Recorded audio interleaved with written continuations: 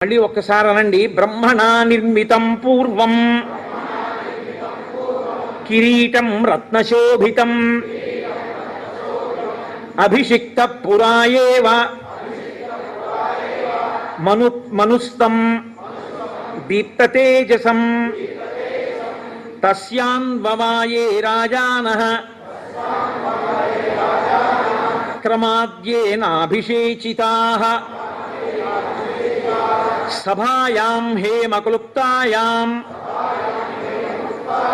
శోభితాయాం మహాధనైః రత్నైర్నానావిధిశ్చైవ చిత్రితాయాం శిశోభనైః నానారత్నమయే పీఠే కల్పయిత్వా యథావిధిః